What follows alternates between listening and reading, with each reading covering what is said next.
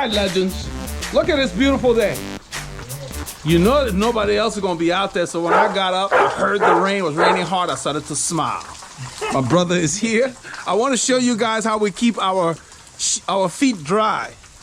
Let me see if this thing will do it justice. I'm gonna bring it really close, and that hopefully sleeve I get it right. Prevents water from getting down your leg. See that sleeve?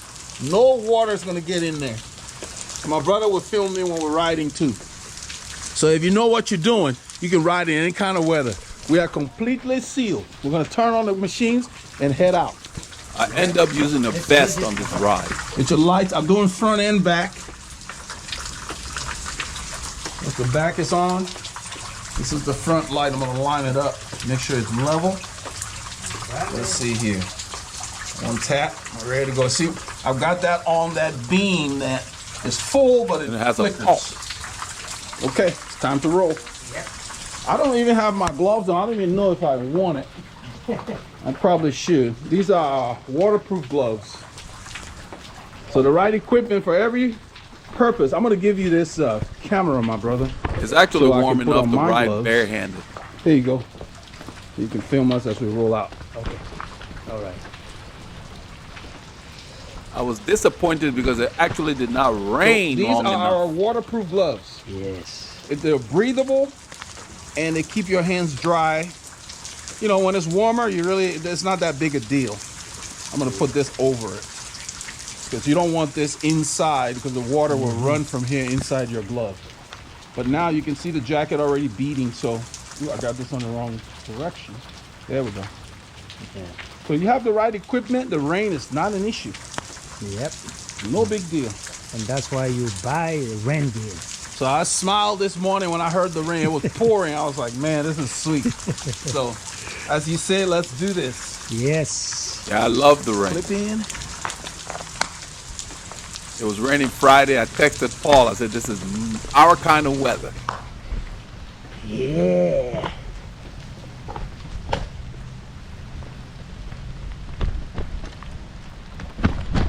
You get a pair of Mudguards, a rain jacket, or a rain vest. I ended up using the vest because it's a warmer morning.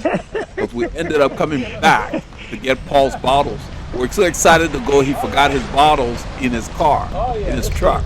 So we came back to get it. So when we came back, I put the jersey up and took the vest. Because it's a nice, mild morning, and it just got warmer as the day went on. It didn't rain enough. I wanted it to really rain. The rain stopped maybe 2 hours after we got out there. You can see how I was right like, here, come on. This is just lovely, man. I was a bit concerned about water pooling on the road, Yeah. but so far this looks good. I mean, we're just heading out, but So I was disappointed that the rain did not really come down during the ride like it had done overnight. But we got to film some of the impacts of the accumulation of water on our route. Oh, yeah. You'll see that later. Beautiful day. it's lovely day. The temperature's right. I didn't bother wearing my goggles because they get rain on them and then you can't see. Yeah. And we don't have windshield wipers. Yeah, I'm not putting And on then glasses when because it's they just raining, get there are no splattered bugs. with rain. But they I don't don't like need the rain. them. So I don't have to There are worry no about bugs it. in the That's why I rain. have no goggles The on. shorts I'm wearing are made by Castelli and they bead water, So so you they didn't didn't get bring wet. one at Your all? legs, your shorts don't really get wet. Wow. It's raining the whole day. You cover your torso. Your legs are working. I don't need them. So don't sit around trying to dodge rain. Get the right equipment if you're really serious about keeping the appointment with your bike. No sun, no bugs. 'Cause when I do, I just put it on the back of my head the whole ride. Yeah, I can't do that. I have to see. Well, remember, mine are not prescription. On this ride, Paul and I left Northampton. Paul forgot his bottles, so we came back, we got them, we took Creekside, went out to Goslin Road, we took Sterling Ray straight, bypassing the Alden Bridge because we knew those guys weren't riding, so we didn't go there. We went to Cimarron, we did some loops. After the loops in Cimarron, we headed out on 1488 West, went across Mount Magnolia, took 149.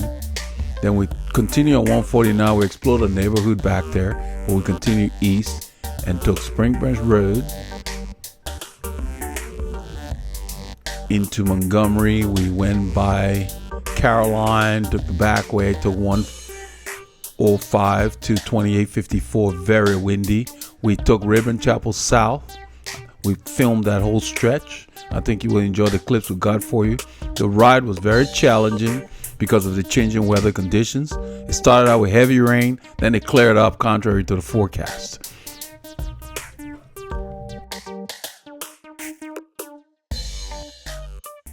Legends, we figure we're working, we might as well share it with you all.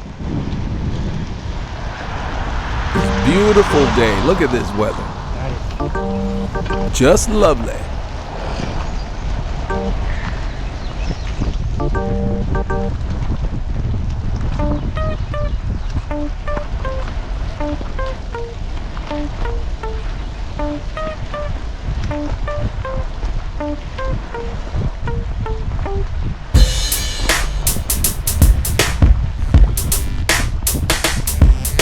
It's windy, rain's pounding, roads are clear. What more can you ask for? I had switched to my vest because the morning just seemed it's warmer than 16 Celsius. Feels nice and mild, and so once you start riding, your body heats up. So I put the jacket up and I'm using the vest. The rain really feels good on my arms. It's great.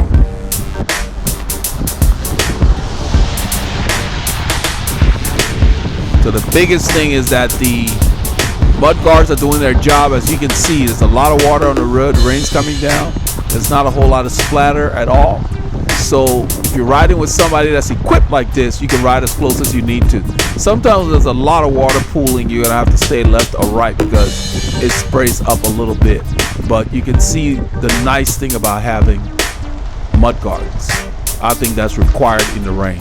So we don't intend to ride with any other riders that don't have Mudguards when it rains. You just get all kinds of nasty water in your face and on your kit. Not worth it.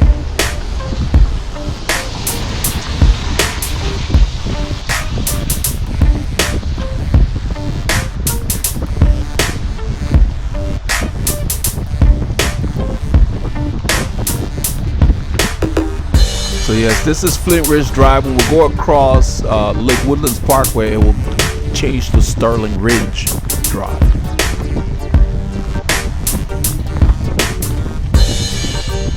It's a false flat pretty much the entire way. Paul is sitting to my left because the wind is coming from the east, and he's trying to, in addition to that, stay out of any kind of splatter. Oh yeah. Yeah, my power meter was just freaking out throughout the ride. The weather gets to these electronics. There were times when the readings were delayed, they were flickering to zero when it shouldn't have been. So most of the ride we kept the effort close to zone 2. A few stretches where we pushed harder. You can see on this corner here, freeze the frame, there's a water dispenser there. I don't know if it got electrolytes in there. For the runners that are running, they always periodically put that out there. I don't know if it's a running club or not, but we see these on the intersections early in the morning. It's kind of neat. So there are people running even though it's raining, just like we're riding. We didn't see anybody else on bikes. Not on this day.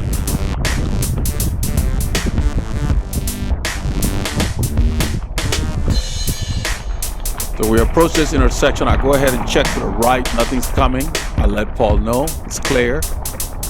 This thing kicks up real quickly. I think it gets to like 4.5%. I downshift in the appropriate gear. Keep my cadence consistent. This gets there in a hurry. It's one of these unusual climbs. You see it's at 4% up there. It gets to almost 5% quickly. So you've got to be in the right gear.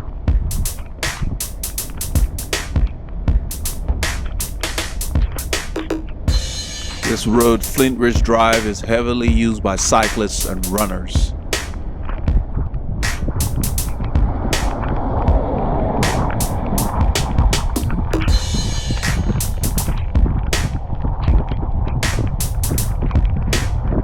So the biggest thing to pay attention to when you're in the rain on a bike, or even if you're out just running or whatever, we all know it's slippery when wet.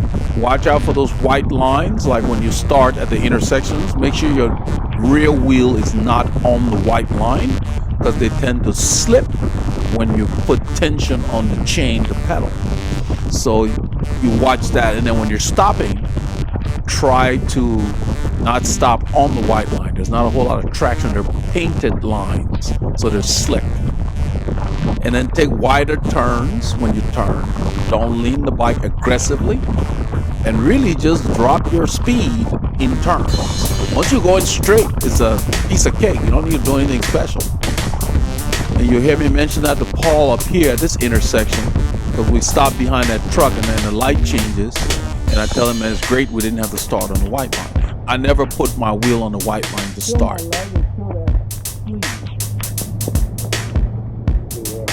Completely Will dry. See that sleeve?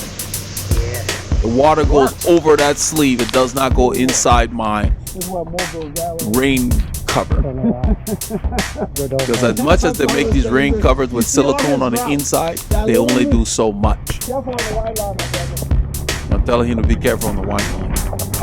So if you start on those lines and your rear tire's on there, it will slip. Even in a vehicle, if you're in your car, it slips on those white lines, the painted lines. Other than that, the rest of the pavement, especially on a day like this where it's been raining hard overnight, the pavement is not that slippery because it has washed the film of oil from cars that are usually brought to the surface when the rain starts. So the pavement actually has good traction. Don't air up your tires to 120 psi. You need to drop the psi in your tires when it's wet, so you have more traction.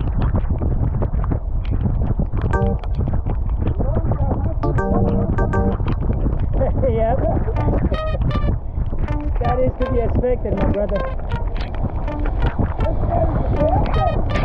This is a more direct route out to the open road, and I like this route because there are fewer intersections on this route, and it's more challenging with the ups and downs. So it's a good way to get out of town. You see the rain flickering, and so what Paul does, he stays to my left. In a little while, I'm going to follow him, and I'll do the same thing. Because when you hit those puddles that you see on the right there, they flick more water. But without the rain shield, the Mudguards, my rear would have been wet by now. But we're completely dry. We're having a blast. Because when when it's wet, there are fewer road users. They don't want to go out. Whether you're driving a car or not. So the roads are clear.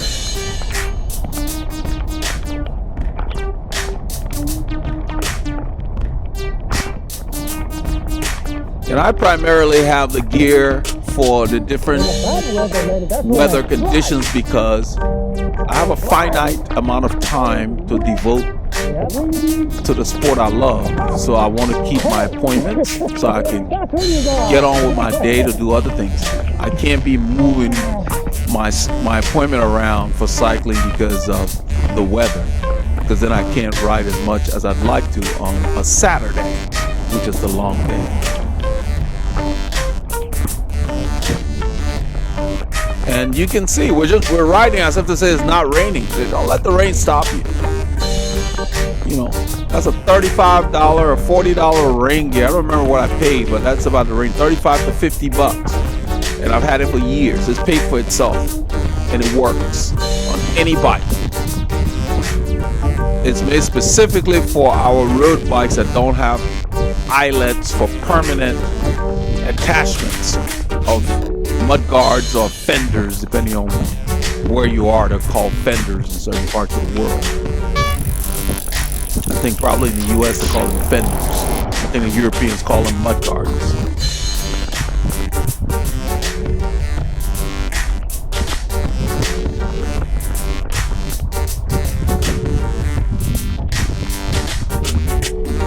The riders that live in the western part of the US, Portland, Oregon, Seattle, Washington, in basically Washington State, they're pretty familiar with this.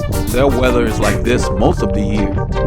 Light rain, mild temperatures, sometimes cooler, but they get a lot of rainy days. We're fortunate to have about 300 days of sunshine down here usually, but sometimes those rainy days fall on your long days with the bike. Can't let that stop you. Plus, I like being outside. It's great. I mean, look, how many cars have passed. This road is a lot busier usually when it's dry. Nobody's out. So we get to the intersection up there because it's raining. We don't want to stand in the rain, and the traffic volume is super light. I will check left and then go to the center like a pedestrian and then check right. So we go through the light. You don't want to run through the light at speed. So we'll go ahead and stop here. We check, nothing's coming. And so I go to the intersection there, ready to stop. And I check, nothing's coming. So I let Paul know, and we go through. It's one of those intersections that don't pick up bicycles anywhere. There's nothing behind it. You've seen that most of this section. This is Flintridge Drive now. The name changes once we get, not Flint Ridge, I'm sorry. This is a Sterling Ridge. We're in the Villages of Sterling Ridge area. Still in the Woodlands, Texas. But you may have intersections in your area similar to that. That's quiet. Be prepared to stop, check, and then go through just like a pedestrian would. Because that intersection does not pick up bicycles. So you have to go to the corner and push a button or something. So Paul's coming to take the lead. Let's get your nose in the wind. And you can see the water off of his mudguard because he's hitting those puddles. The wind picks up that and flicks it around, playing the camera lens here. So I move to the left of him to stay out of that spray.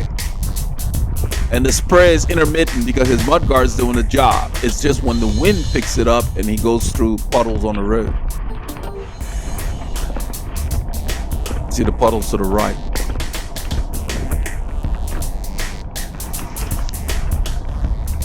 This is a turn circle here. It's a golf club straight across.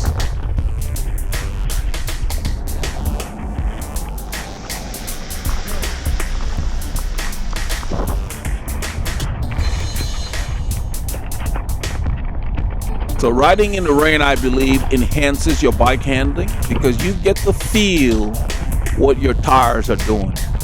And you can take what you learn from here on a dry road and learn how to carry more speed in turns.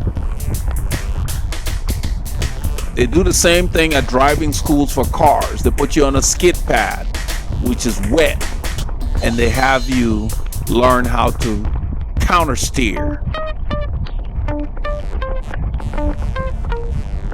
That's a bit more extreme for cars, but it gives you a feel for when the car is going to break loose. And it's the same thing in the rain with the bike. If you ride in the rain often, you get a feel for, okay, yeah, I'm kind of on the edge here. I need to back off. You can tell, and then if you push it too far, you end up on the pavement. So you get a better feel for what your tires are doing, and that will transfer in your dry pavement riding. You gain more respect for not getting reckless with your bicycle.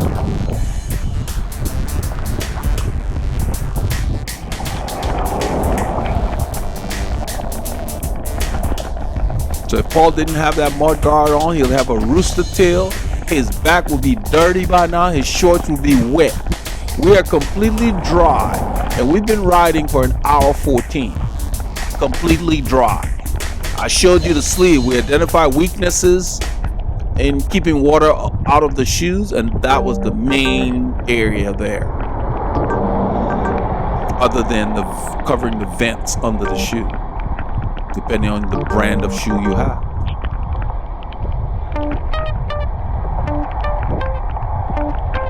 So you get back after a ride like this, you're clean. All you gotta do is hose your bike down. You're ready to go again. Because yeah, the bike gets a little dirty because we don't have full fenders. But even with full fenders, you'll get splatter on the frame. But a minute or two with a water hose, and you get all the heavy grit off of it, you're ready to go. So like I said, the rain was very light. So it's not the rain that deters you from riding, as you can see. It is just the water coming from your tires, getting you wet and cold. And there's nothing like a soggy rear to dampen your experience on the bike. So the rain does not get your shorts wet. It's your tire that gets your shorts wet.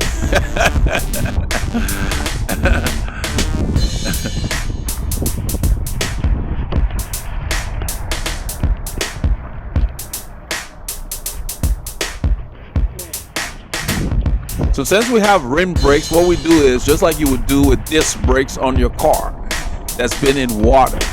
You kind of scrub off the moisture by braking a few times before you really need to brake. So we do the same thing. We periodically, when we have to stop, we brake and let the rims clear themselves before we really have to come to a complete stop. Especially with aluminum rims, the braking is much superior than the carbon rim. I'll go ahead and hand pull the camera and take the lead.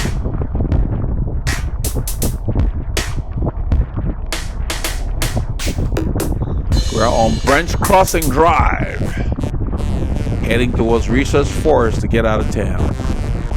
In a little while, we switch to battling the wind many hours into the ride on the way back. I really enjoyed this stretch. We don't get rain here that often, and I guess that's why people don't equip the machines for it, but I like riding in the rain.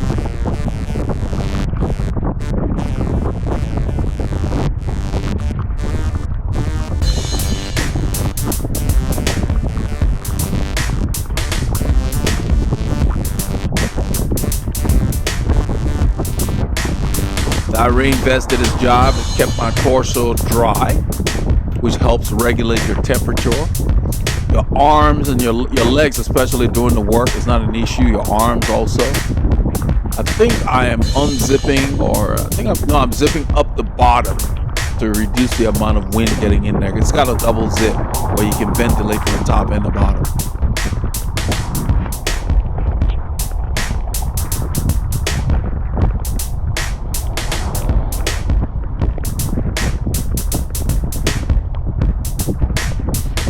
Luggage. We're battling the wind. Hasn't rained much lately. Weather's clearing, but it's gusting wind. Awesome. This is 3 hours later. We're on the way back on 2854, and it is breezy like we're at the beach or something. I mean, it's just strong. We're going up a climb here. We're in a very small ratio because the wind is really, really gusting. You can't take your hands off the bars. We're on 2854, FM 2854, headed south. We just left Montgomery.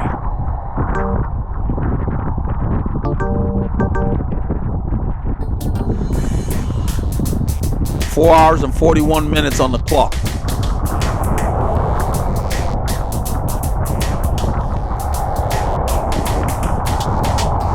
What's important is the effort. If you look at the effort, I'm in sweet spot, pretty much where we want to keep it, I guess. A lot of times we'll stick around zone 2.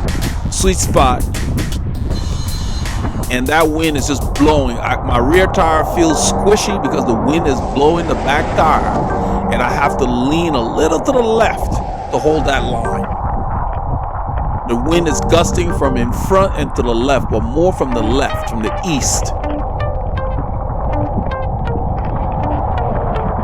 Whenever you have days like these where it goes from cold to warm, it was cooler in the morning, comparatively, and now it's warming up tremendously. You can see we're at 19 Celsius. I think it was 16 when we left.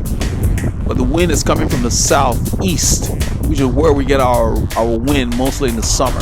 I think I'm zipping that vest down to keep the wind from getting in there. Yeah. I love these garments that allow me to use one hand to regulate temperature.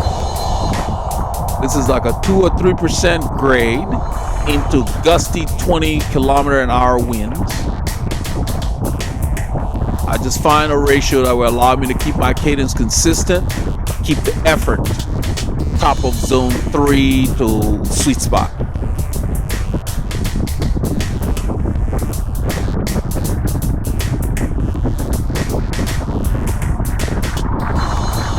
You can hear the wind. It is just, I mean, even the grass on the road is leaning to the right because the wind is blowing so hard. And when you go in the wind, you have to decide based on how you feel what rhythm will work for you, because you can treat it like a mountain climb if you want, but make sure your legs are not maxed out, because if it gusts, it can really, really put the pressure on you. So you keep your cadence reasonable so that if it increases, you still have good form.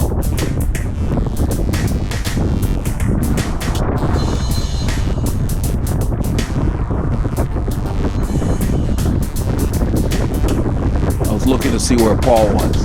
I couldn't see him in the mirror because he's on my right and the mirror's on the left bar end. So I just wanted to make sure he was there and in shelter, because we've got about 2.5, 3 hours left in this ride. So I wanted to make sure he was taking advantage of the draft so he'd have energy left when he comes to the front. Because when he comes to the front, I get to take a break. We fought this wind for about almost 3 hours. But what we did is, you will see in a few kilometers, maybe probably 10 kilometers, we switch our route and take Rabon Chapel South, and for a bit we're in shelter from the trees and everything, really block the wind. Then we come across the road that's partially covered with water. So it was nice that we changed the route that way. We had discussed doing it, but I wasn't sure we'd get a bit of shelter.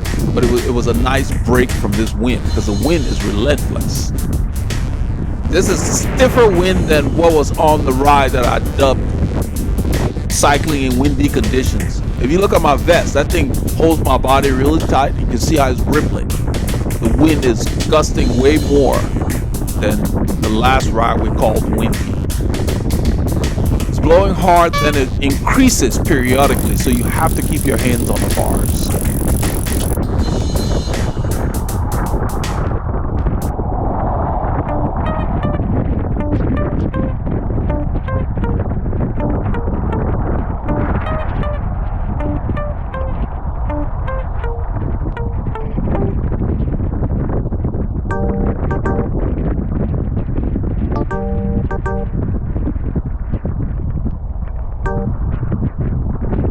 So the Castelli Pioggia 3 are the shoe covers I'm using on this ride, with our little sleeve there that keeps the water out on top of the, those sleeves will work with any shoe covers you have.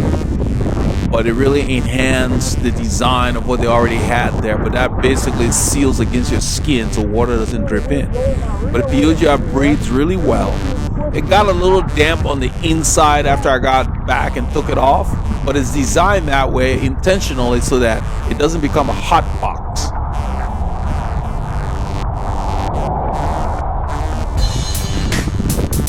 So you need that little breathability. So I was not too thrilled that it was a bit damp, but my shoes were fine.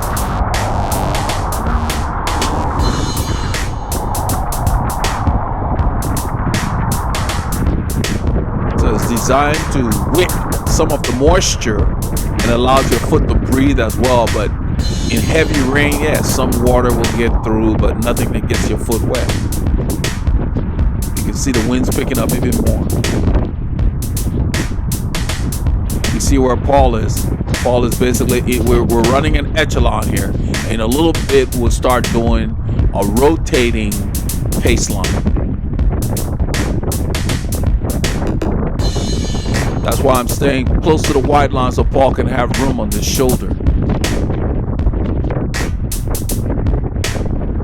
So this is his turn. I stay there, give him shelter as he comes through. I get the camera and I go ahead and move over and he moves left.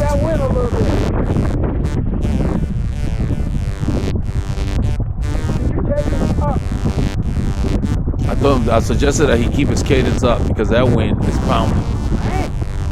This was a vehicle that had just passed us. I remembered it because it was a motorhome and he gave us a lot of room. And he's just parked over here. I'm not sure what he's doing here.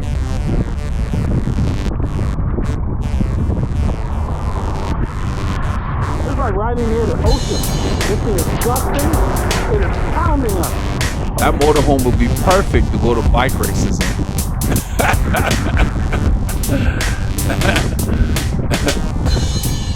If you have your own apartment, you don't have to get a hotel room. You can park as close to the venue as reasonable. You can pretty much go on excursions. It's very windy, that's what I'm saying there. The wind is pounding us. And you can see it's sapping Paul's speed.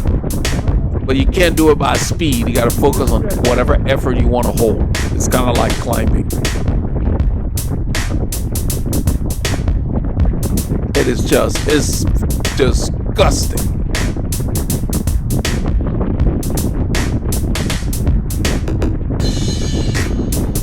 I'm about 10 beats below where I would be if I were at the front. You can see my power meter crapped out. It says 0. There we go. I think I must have reset it then. It's trying to catch up now. But it was just, they had challenges on this day.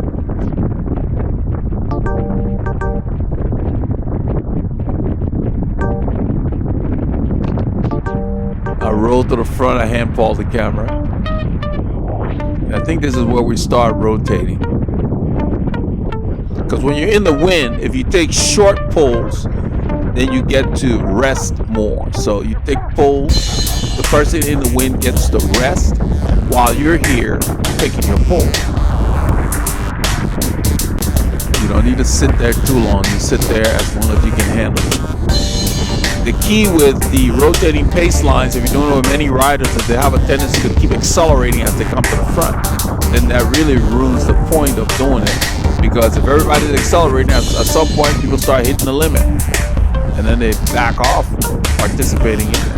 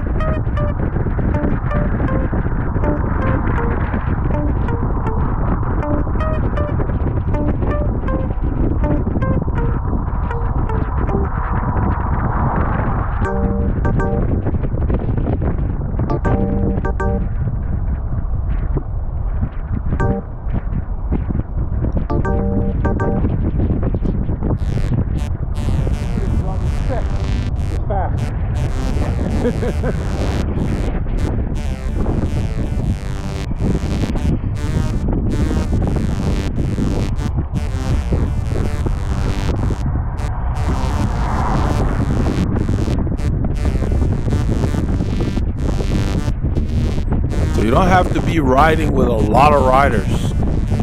Whatever you have, each time you go to the back. When we turn left, I'm hoping we get a break a little bit. That road curve. I was telling him that I'm hoping we get a break from the wind when we turn left on Rabon Chapel South because the road curves. So now we're taking shorter pulls into the wind to keep the effort to where you get a break each time you come back fresh. Just getting out of the wind for a bit. It can make a difference. If you have more riders, then people take even shorter pulls. They could take 15, 30-second pulls.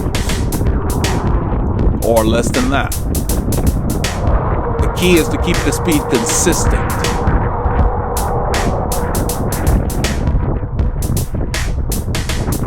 So in these conditions, you keep your hands on the bars. Because even the cars, when they go by, it'll blow you. I let him know we're turning left because it's coming through and we're approaching our turn.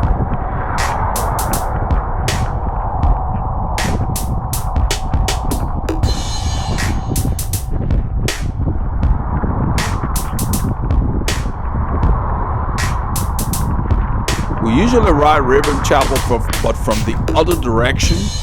We're usually headed north.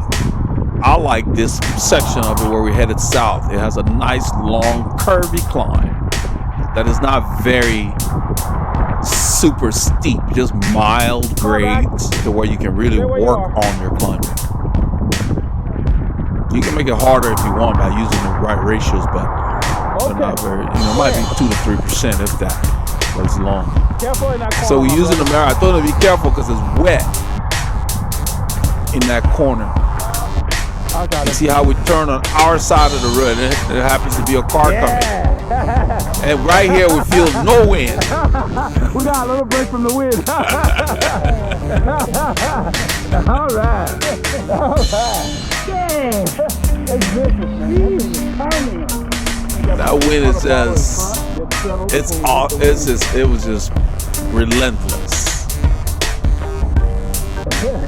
We'll go ahead, eat, drink. That will let us know who's the boss.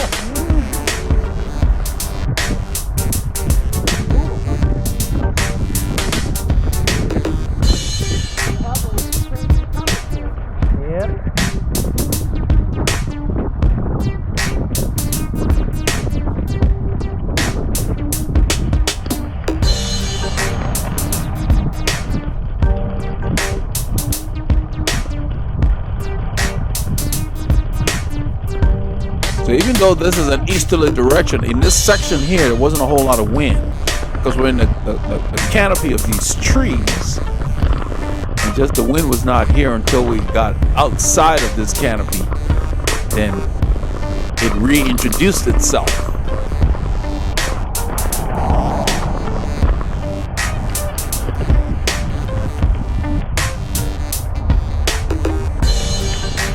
I'm looking for him because I was actually motioning, I think, for him to come through, and then I realized he's back there. He's getting something to eat.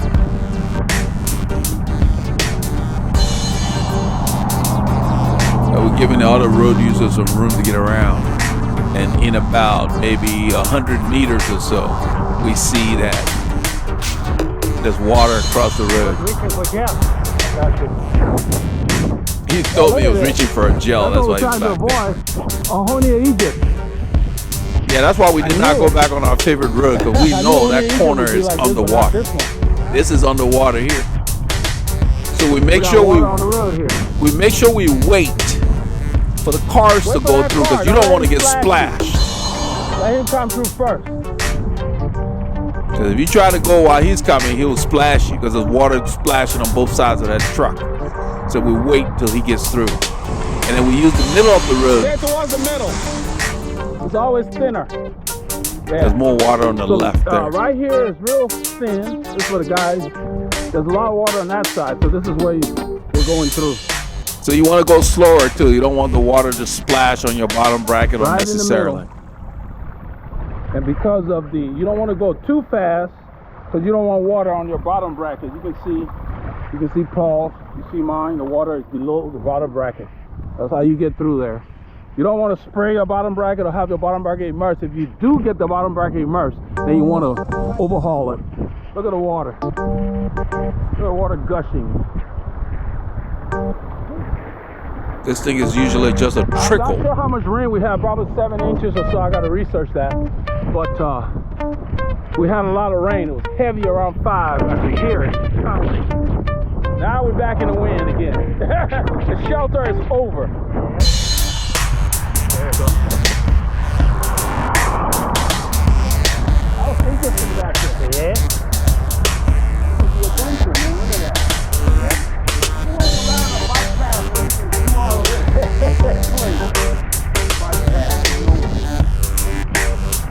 So I just went ahead and looked while doing this narration to see how much rain we got yesterday.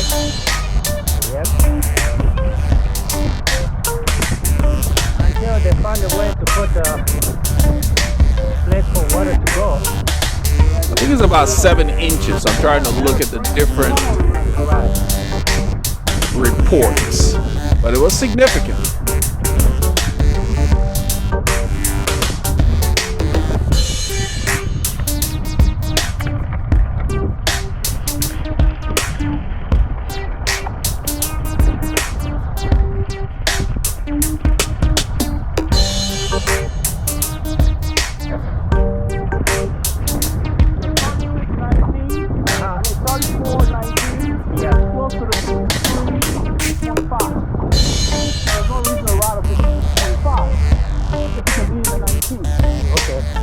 So what we're talking about is avoiding cross-chaining.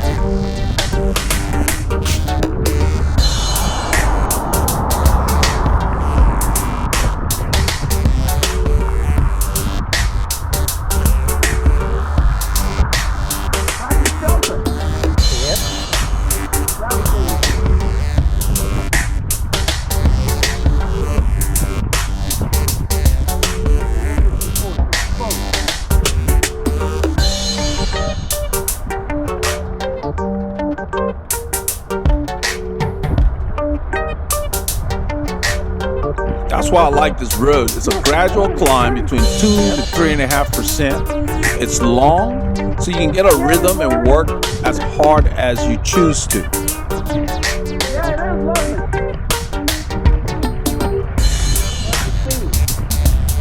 We're going into the wind, so of course, even at a decent 2 out of 5 effort, it's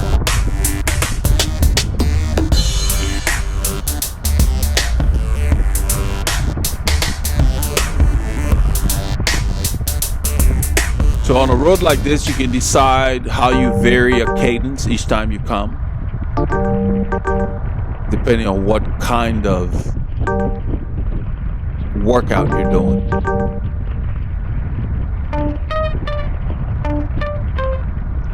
So where this climb ends, when we're coming the opposite way, is where we usually turn right when we're headed the opposite direction.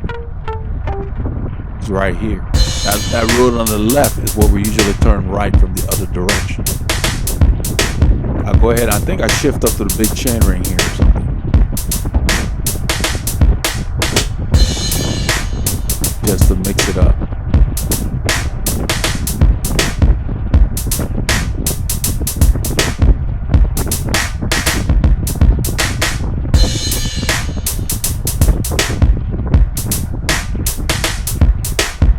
So this wind was blowing at around 25 kilometers an hour or so. It was just gusting.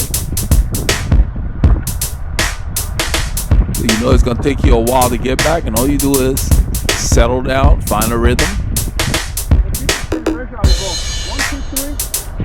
So we're talking about how we shift from the top, from the big chain ring to the small chain ring without messing up your cadence range.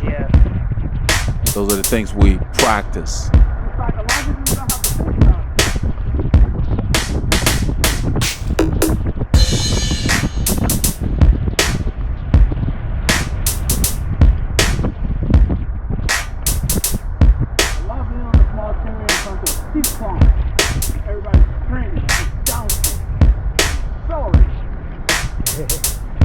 This is probably, it says 4%. I didn't realize it was that much. I thought it was like 3 to 4%. They're short. So you can use this kind of terrain to do a lot of repeats.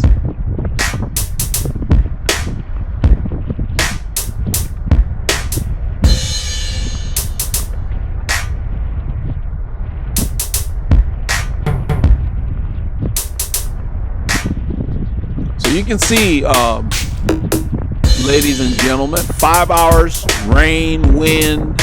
We're clean, we're not dirty, and all it took were strategic pieces of equipment, starting with those mudguards on the bike and the sleeve on the top of the shoe covers that we have, the rain covers, so no water got in our shoes or anything.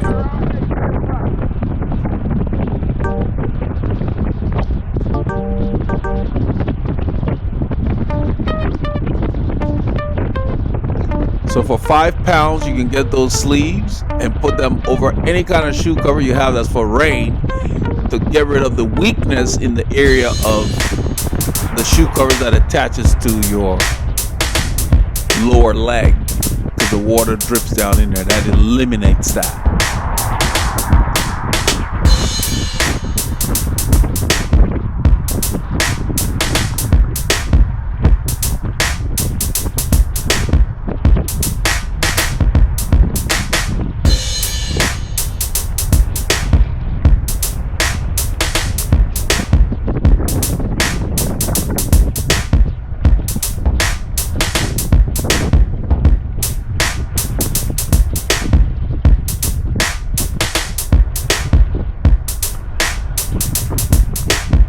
Definitely do not want to ride in rainy or damp weather without shoe covers if you can avoid it. 2 reasons. Even if it's not wet enough to get your feet wet, your shoes get dirty. Because those covers, once there's dampness in there, the dust and everything in the air from the road and from your tires, they get on those covers, but they're so easy to just take a rag and wipe them off when you get home, as opposed to trying to clean your cycling shoes. So you definitely want to make sure at a minimum your shoes are covered in challenging weather. The messier it is, the more robust you want your shoe covers to be.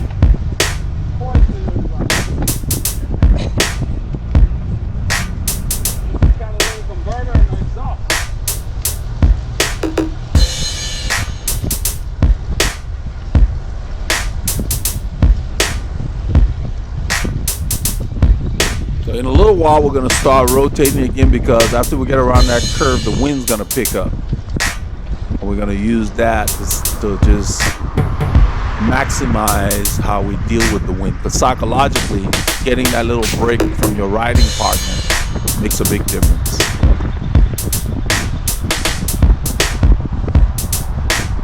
I look back for traffic so he can come up.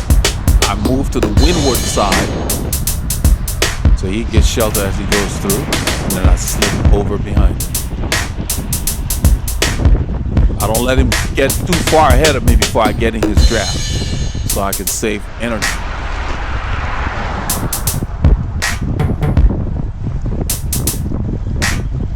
And we try to keep the effort the same,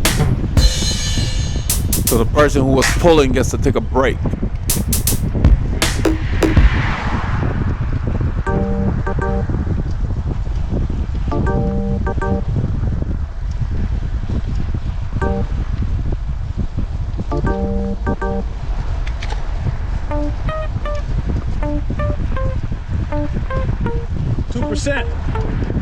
There's one of these little spots on the road where it looks flat and you just feel it. You feel you're working harder and harder. It's a 2% grade. That's a sneaky little guy. I'm talking about the false flat. It sneaks up on you.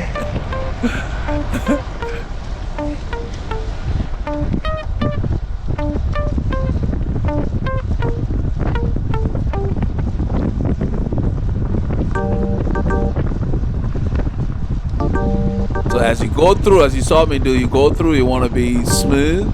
And before you move over, you want to look down and make sure you clear your partner's wheel before you move over.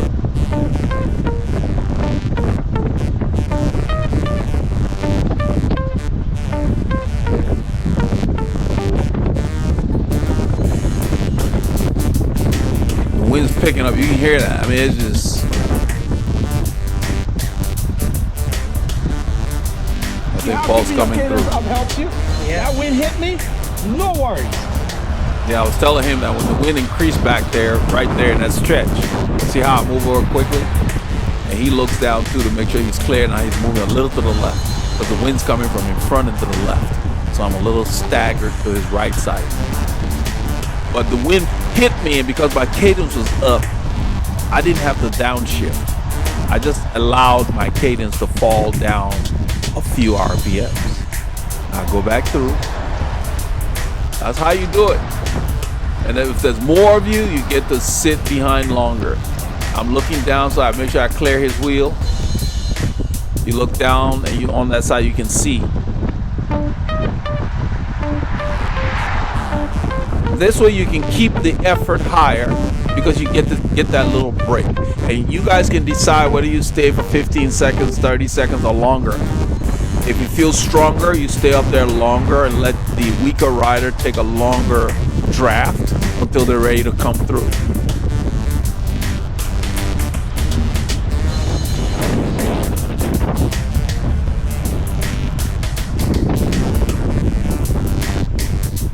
Because you don't want to sit in the draft the whole ride. This is how you get stronger. You got to get your nose in the wind.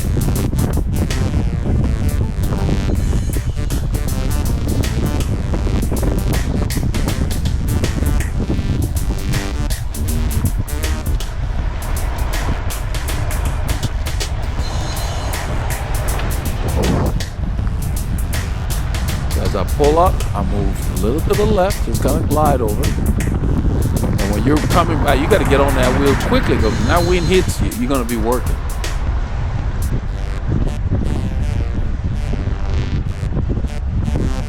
See how my cadence is up? Because now that I'm getting those breaks, the ball's coming through again, and I'm going to go, as he goes, we're just going to slide. He's going to go left, I go right. I try to keep it about a foot.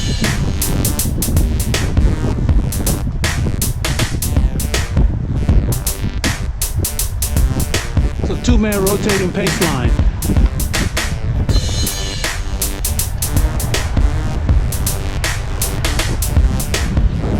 Go up. I'm gonna look for his wheel, then I'm gonna move a little to the left. And it's his job to come get in that shelter. Because we know the shelter is right where he is right now. That's where the shelter is. The faster we go, the harder we're going, the tighter the line will be. Making his way, he's moving pretty quickly. That's a turtle crossing the street right there. He was moving. Good for him. Oh yeah. That's what I'm talking about. Yep. That's how you save it in the wind, guys. You can see that wind. So with another partner, you don't have to slow down much in the wind. You guys work together. That's the whole point of riding in a group. And you drop the pace to where it's comfortable with both of you, and you just keep making progress. And you don't have to stop because you're wiped out. I hope you all got a chance to get out and get some K's in this weekend. This is part of what we did on Saturday.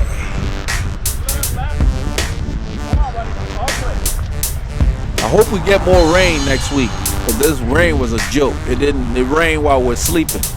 We needed more rain during the day. Yeah.